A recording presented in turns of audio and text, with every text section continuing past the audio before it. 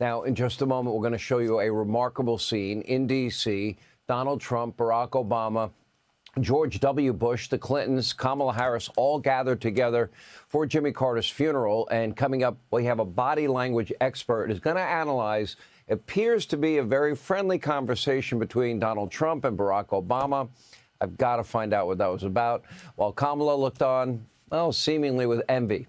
But first, a warning to those on the left, those of you that are obsessed, those of you that believe with religious fervor in this eco-socialist, Marxist, statist utopia under the Green New Deal.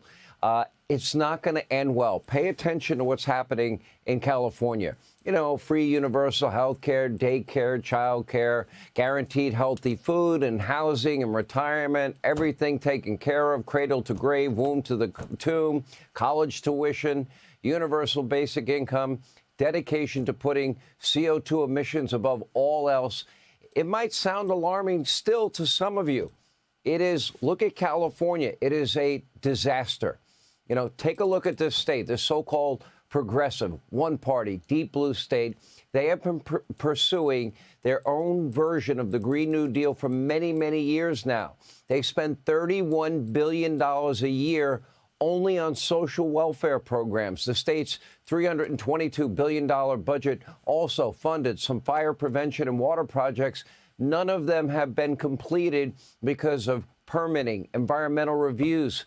You know, it was, 11 years ago, California broke ground on a $100 billion high-speed rail system.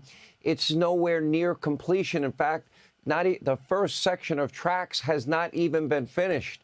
In L.A., throughout the state, billions and billions are also spent on DEI programs, billions more on green energy projects like L.A.'s 800 electric street sweepers. They cost 800 grand a piece. At the very same time, the city can't find enough money for its fire department to fund them. Recently, the mayor cut $17.5 million from the department's budget. The fire chief wrote a letter to Mayor Bass warning the budget cuts would severely limit their disaster response capabilities. Like this.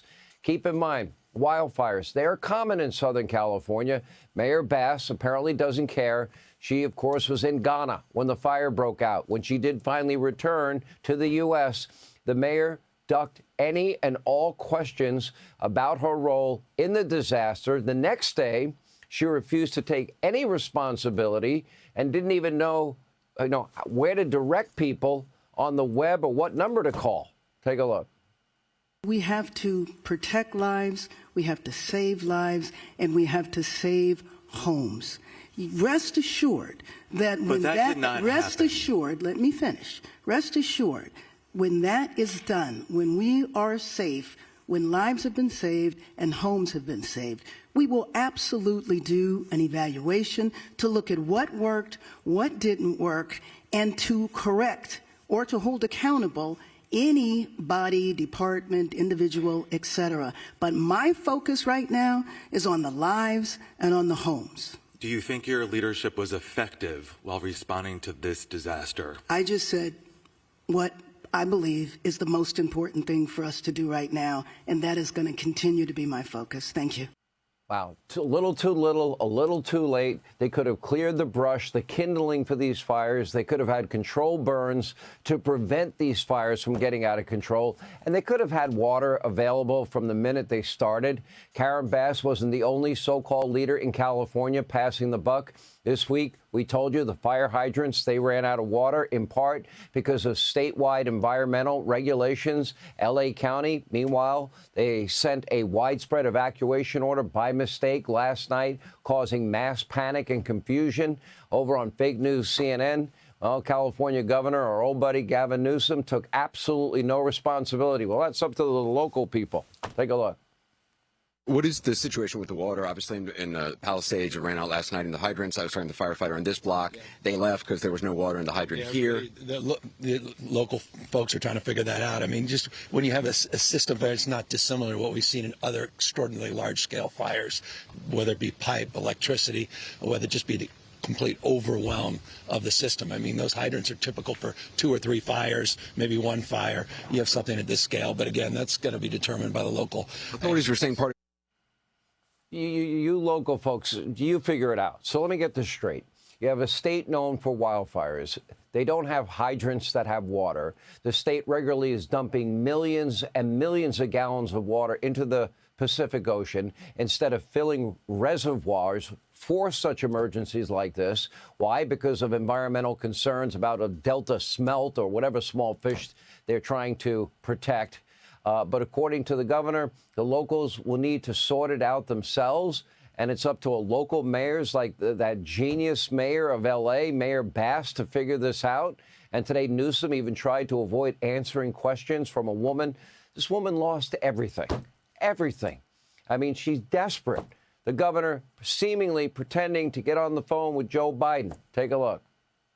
That was my daughter's school, Governor. Please tell me what you're going to do. I'm not going to hurt him, I promise. I'm literally talking to the president right now to specifically answer the question of what we can do for you and your daughter. Can I hear it? Can I hear your call? Because I don't believe it. I'm sorry. There's literally, I've tried 5 times. That's why I'm walking around to make the call. Why is the president not taking your call? Because it's not going through. So Why? I have to get cell service. So let's get it. Let's get it. I want to be here when you call the president. I appreciate it. I'm doing that right now. And it's to immediately get reimbursements, individual assistance, and to help you. I'm devastated for you. I'm so sorry, especially for your daughter. I have 4 kids. Losing the school. Everyone who went to school there, they lost their homes. They lost 2 homes because they were living in one and building another. Governor, please tell me, what are you going to do with the president right now? We're getting the resources to help rebuild. Why was there no water in the hydrants, Governor? That's all literally. Is it going to be different next time?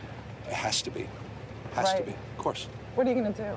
I'm doing to everything fill the hydrants. I would fill them up personally. You know that. I literally have. I would fill up the hydrants myself. I would. I understand. But would you do that? I would do whatever I can. But you're not. It's what they didn't do beforehand. Thousands and thousands of people now must begin the process of trying to rebuild their lives. And by the way, trying to call Joe Biden, given his, frequent naps, it's probably unlikely he was on the phone or willing to pick up the phone. Needless to say, there's virtually no leadership out of Washington, D.C. And today, the president, kind of like yesterday, only concerned about himself, actually joked about the fire. It's not a joke. While introducing Kamala Harris, take a look.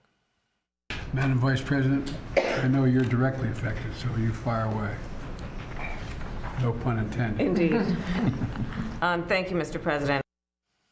No pun intended, really, Joe? At yesterday's presser, Biden made it all about himself. He was proud of the fact that he was a great-grandfather and only seemed concerned about his son, zero-experience Hunter, and that he may have lost his house. His vice president, meanwhile, a longtime advocate for the left's radical socialist Green New Deal equity obsession. Well, here she is in 2022 vowing to dole out any disaster relief on the basis of racial and environmental equity. Listen.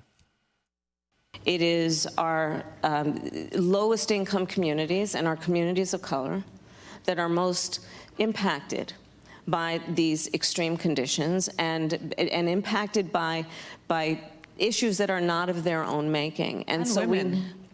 Absolutely.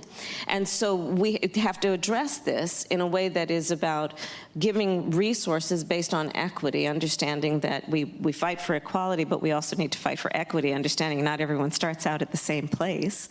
And if we want people to be in an equal place, sometimes we have to take into account those disparities. Got to take that into account. This is madness. This is insane. Keep in mind, California is the greatest example of how this woke, equity-obsessed, environmental, radical socialism, Green New Deal, statism, Marxism, socialism, this is how it plays out.